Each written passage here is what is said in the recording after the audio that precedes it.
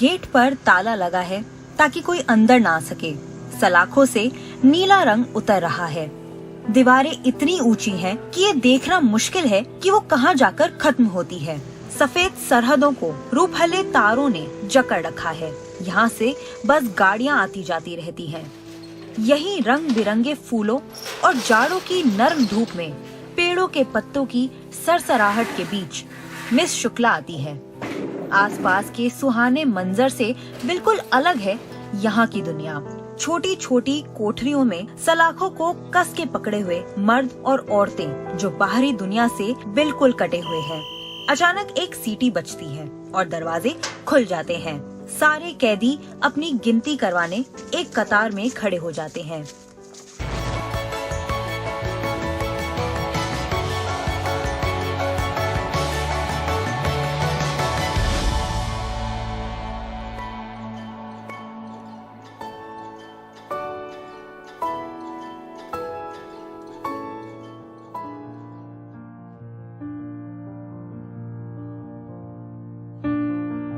ये है दीमापुर जिला कारावास और मिस शुक्ला नागालैंड के सबसे बड़े शहर दीमापुर में उषा सिलाई स्कूल में एक मास्टर ट्रेनर है। उन्हें जेल के 10 कैदियों को प्रशिक्षण देने के लिए चुना गया ताकि वो सब रिहा होने के बाद अपने पैरों पर खड़े हो सकें। कोशिश करूँ इनको जो चेंज करवाने के लिए कि ऐसा नहीं है। आप हमारी ट्रेनिंग में ज़्यादातर स्किल ट्रेनिंग भी आ जाता है कि तो मैंने स्किल से देने की ज़रूरत मैंने कोशिश की है इनको कि आप अपने आप को कभी भी कम मत समझना या फिर जो भी है आप आगे बढ़ सकते हो इसके जरिए उषा के जरिए और हम मदद करेंगे। सर मनोज भी हम लोग साथ में बोले अब लोग बाहर निकालिए और जैसे बाहर निकाल जाएंगे आपका एक नया लाइफ शुरू होगा। मुझे पता है कि उषा ने रूरल इंडिया में बहुत सी जगह ये कुशलता के कदम से लोगों को एम्प्लॉयमेंट जनरेशन और ट्रेनिंग दी है। तो हमारा एम्फेसिस ये था कि जो सोसाइटी के एक डाउन ट्रॉडन या आउटकास्ट लोग होते हैं उनको भी हम कैसे अपस्किल कर सकते हैं। तो this is how we conceive. Finally Usha was on board. We thought that we can train the women as well as some male inmates. If there are males who are wanting to undergo this training, why don't we take them on board? So along with this हमने अपने कुछ 2-3 staff को train करने की कोशिश की है जिनको हम इन फ्यूचर मास्टर ट्रेनर्स की तरह यूज करेंगे। दीमापुर जेल के स्टाफ वार्डन कृष्णा है और एक संभावित मास्टर ट्रेनर है।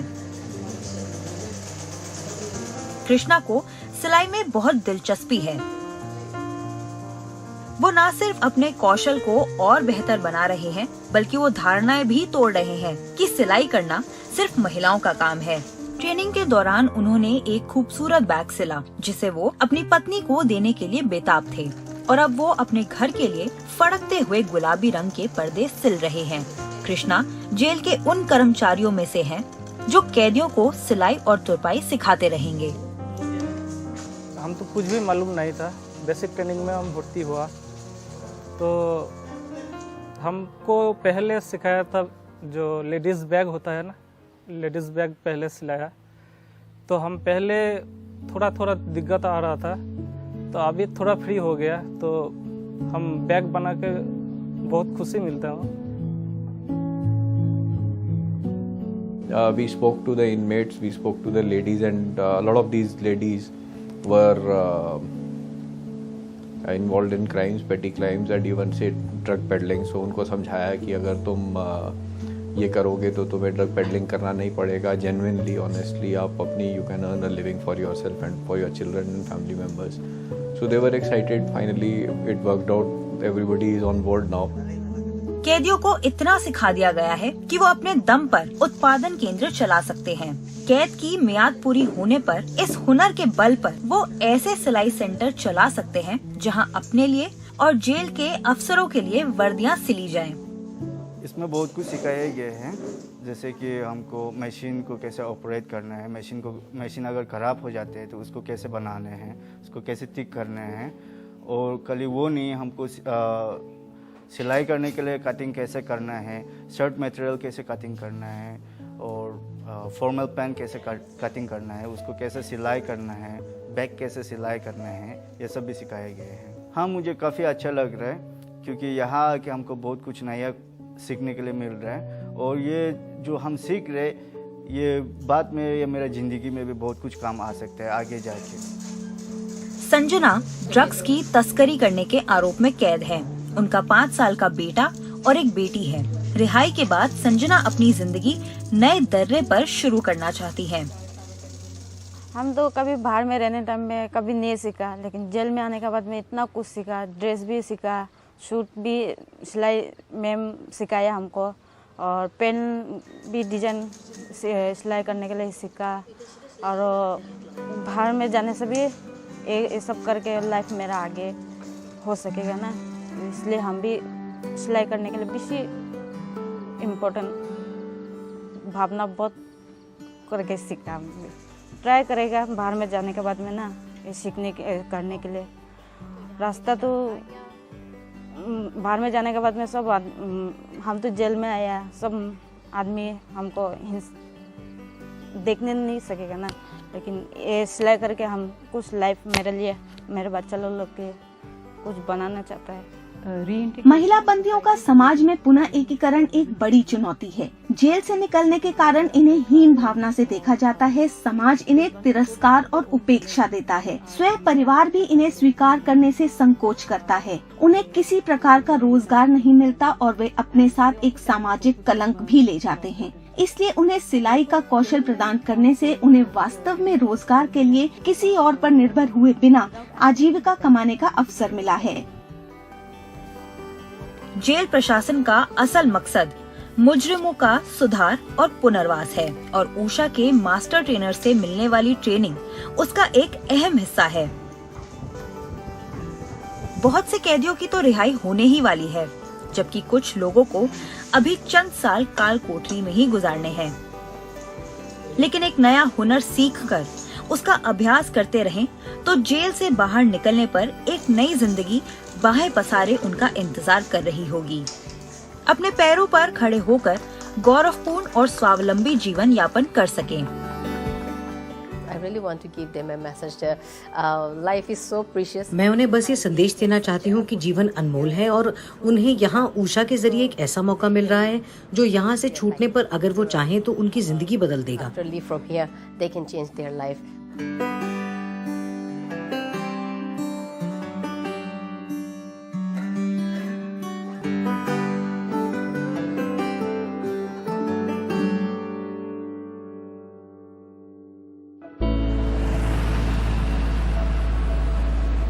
कोटा में ये नारी निकेतन है, परेशान महिलाओं का आसरा।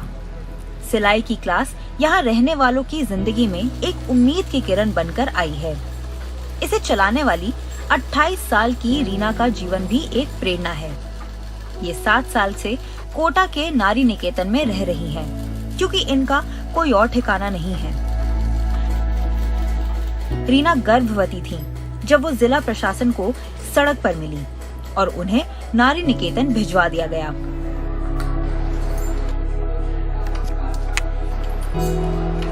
रीना सुन और बोल नहीं सकती, इसलिए वो प्रशासन को ये नहीं बता पाई कि वो कहां से आई हैं और उनके ये हालात कैसे हुए, उनका कोई घर परिवार भी है या नहीं। हो सकता है रीना अपने अतीत को भुला देना चाहती हो। जो भी हो, ऊषा सिलाई स्कूल की ट्रेनिंग ने रीना के अंदर एक उम्मीद जगाई है कि इस हुनर के साथ वो आइंदा जिंदगी में अपनी 7 साल की बेटी की देखभाल कर सकेंगी और उसे एक उज्जवल भविष्य दे सकेंगी। रीना मेरे पास में वो ऐसे ही लावारिस अवस्था में घूमती हुई पुलिस को मिली थी, तो वो एडीएम साहब के ऑर्डर से मेरे पास में आई थी। शुरू में जब वो आई उसने बेबी को यहाँ पे बर्थ दिया, प्रीतिका, वो भी यहीं बालिका गृह में ही रह रही है। और चूँकि लड़की टैलेंटेड थी तो सचेतन के माध्यम से और भी दूसरे इंस्टीट्यूट्स के थ्रू हमने इसको ट्रेनिंग करवाई। She was good at all, हर चीज़ फटाफट ग्रैस्प कर लेती थी। मीनवाइल मेरे पास में सचेतन से ये वाला ऊषा इंटरनेशनल के थ्रू मेंटर वाला जो प्रोग्राम है इसके लिए प्रपोजल आया, तो हमने यहाँ भिजवाया इसको। इसने वो ट्रेनिंग ली।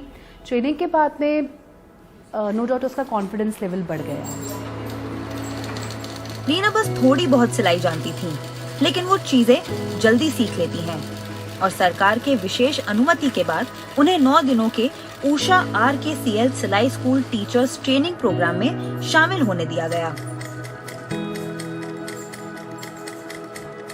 अब रीना एक मास्टर ट्रेनर बन गई है और सरकार के साथ साथ नारी निकेतन और बालिका गृह के अफसरों की मदद से सिलाई और तुरपाई सीख गई हैं। रीना भले सुन और बोल ना पाती हो, लेकिन अपना हुनर वो दूसरों को बिना बोले ही सिखा देती हैं। मैंने सीखा कैसे, ना तो सुन सकती ना बोल सकती, तो फिर कैसे सीखा, इशारों में कैसे सीखा। तू मुझे बोलेगी तो कैसे बोलूँ।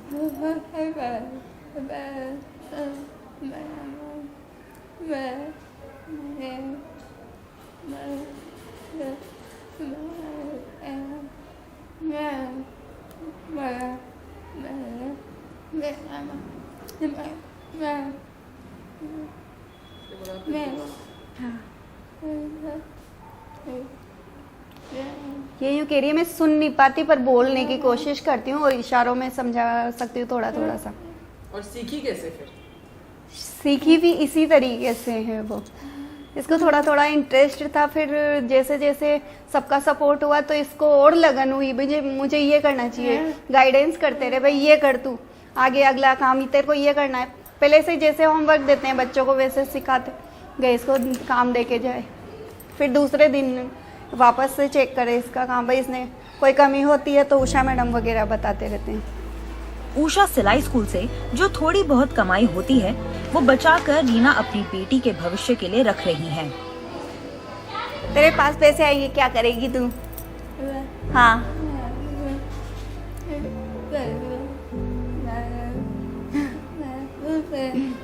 हाँ, मैडम के पास जमा करके फिर अकाउंट खुला के उसमें करेगी, कुछ अपने बेटी के लिए रखेगी। उषा की ट्रेनर्स और उन्नयन संस्था जैसे उसके सहयोगी गैर संस्कारी संगठनों का कहना है कि नारी निकेतन जैसी संस्थाओं की महिलाओं को अगर कोई कौशल आता है और थोड़ी सी भी आमदनी होती है तो उनके पुनर्वास में ज्यादा आसानी होती है।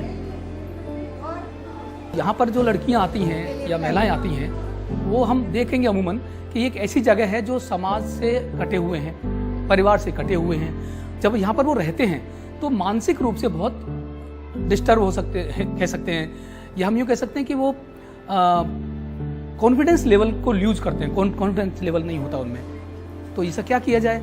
तब किया कि हमने कि उषा सिलाई स्कूल के साथ उनको जोड़ा जाए।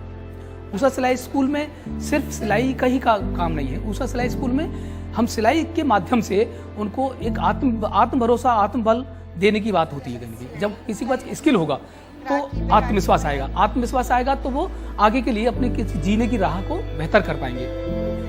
हमारा मानना ये है कि समाज का विकास तभी हो सकता है जब समाज के हर हिस्से को छुआ जाए, हर हिस्से को पिन पॉइंट किया जाए। इस बार नारी निकेतन इसलिए चुना क्योंकि नारी निकेतन में बहुत सारी लड़कियां, बहुत सारी महिलाएं आती हैं और उनको रोजगार के माध्यम से जोड़ा जा सकता है, क्योंकि रोजगार जो है वो कॉन्फिडेंस देता है, कॉन्फिडेंस खुशी देती है।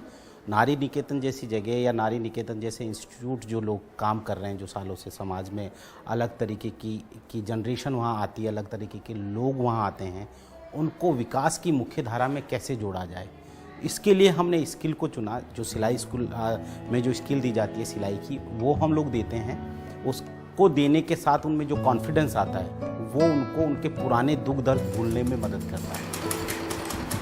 रीना से सीखने वाले भी उनसे बहुत खुश हैं। बोलने और सुनने से अक्षम होना इनके सिखाने में कोई रुकावट नहीं लाता। तुम रीना से कैसे सीख पाते हो? क्योंकि वो सुन नहीं पाती, बोल नहीं पाती, लेकिन वो तुमको कैसे सिखाती है? क्योंकि वो निशान लगा लेती है और खुद की सोच के दिमाग से लगा लेती है, फिर हमको बताती है इसे करना है और ऐसे सिलाई करना है, ऐसे बताती है। इस तरह में से बताती है हमको, इसको सही कर देना, कैंची से काट देना। हमने बैग सिलाई सिखाई थी और पर्स बनाने सिखाई थी और मास्क बनाने भी सिखाई थी, सब सिखाई थी।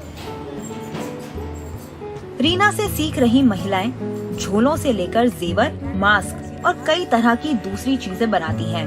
नारी निकेतन एक गैर सरकारी संगठन के साथ मिलकर इनको डिजाइन और मार्केट कर रहा है। बेकार चीजों को दोबारा इस्तेमाल करने पर इनका खास ध्यान है।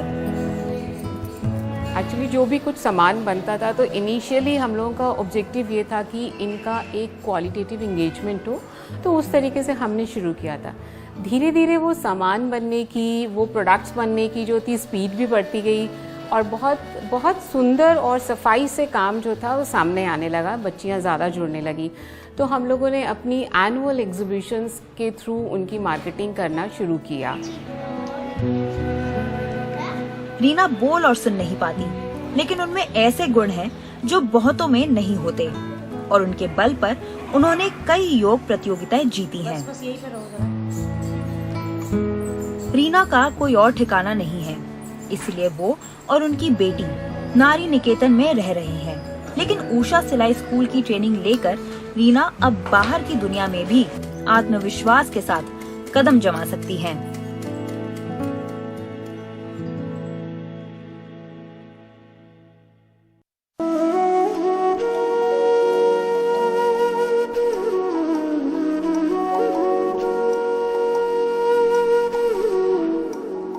उत्तर प्रदेश के गोरखपुर की गोदावरी पिछले 3 साल से उषा सिलाई स्कूल के साथ जुड़ी हुई है। उन्हें जो ट्रेनिंग यहाँ मिली, उसकी मदद से उन्होंने एक ऐसा हुनर सीखा जिसकी बदौलत उनकी जिंदगी पूरी तरह से बदल गई है। इस ट्रेनिंग का एक बड़ा हिस्सा उषा सिलाई ऐप के जरिए सिखाया गया, जो उन्होंने अपने फोन पर सिलाई स्कूल में डाउनलोड किया था। हालांकि उन्होंने पहले कभी ऐप इस्तेमाल नहीं किया था, लेकिन गोदावरी जल्द ही उसके सारे गुर सीख गई। मुझे इसमें सबसे अच्छा फ्यूचर ये लगता है कि इसमें मैं कितने आसानी से रख के कटिंग कर पाती हूँ। कटिंग जैसे कि मतलब कैसे उसको मतलब वो बनाना होता है ना, जैसे कि कटिंग का फार्मा बनाना है, फिर कपड़े को रख कर समेट कर कपड़े को कैसे रखा जाता है और रख के उसको कैसे कटिंग किया जाता है। ऐप मेरी बहुत सिलाई में मदद करती है। वीडियो खोल कर पहले मैं देख लेती हूँ, उसके बाद उसमें बताता है तो उसी हिसाब से मैं कर लेती हूँ। कितना आसान है, मतलब ऐप यूज करना कितना आसान है कि मतलब सही बात बताइए, थोड़ा मुश्किल होती है या आसान? आसान है, ऐप से देखने से आसान होता है। ये ऐप उन लोगों के लिए बहुत लाभदायक है जो सिलाई अभी सीख रहे हैं और इस्तेमाल करना बहुत आसान है। करेंगे। इस वीडियो में आसान जबान में सिद्धांतों, प्रक्रियाओं और तकनीकों को सिखाया जाता है ताकि वो जल्द समझ में आ जाए। इस ऐप को जब हम चलाते हैं तो उसमें देता है कि मतलब आप मशीन कैसे ठीक कर सकते हैं, कैसे अपने कपड़े को कटिंग कर सकती हैं। तो हम उसमें जो बताता है हम लोग वही करते हैं। और मशीन को भी जैसे चलते चलते जाम हो गई मशीन तो उसको नीचे का शटल हम लोग खोलते हैं और खोल करके उसको साफ करके फिर उसमें तेल उल डाल करके फिर कस के फिर चलाते हैं। जैसे उसमें ये भी मिलती है जानकारी कि इस मशीन का क्या नाम है और इस मशीन में कौन से पार्ट पुर्जे हैं, इन सब के बारे में भी बताते हैं। ये ऐप सिर्फ उन महिलाओं के लिए नहीं है जिन्हें उषा सिलाई स्कूलों में प्रशिक्षण मिल रहा है। इसे कोई भी अपने फोन पर डाउनलोड करके अपनी तुरपाई और सिलाई को बेहतर बना सकता है। उषा लॉन्च द उषा सिलाई मोबाइल। उषा ने ग्रामीण महिलाओं को तैयार और आसान सामग्री प्रदान करने के लिए उषा सिलाई मोबाइल ऐप लॉन्च किया ताकि वे गांव में ही रहकर अपने घर में बैठकर सिलाई सीख सकें।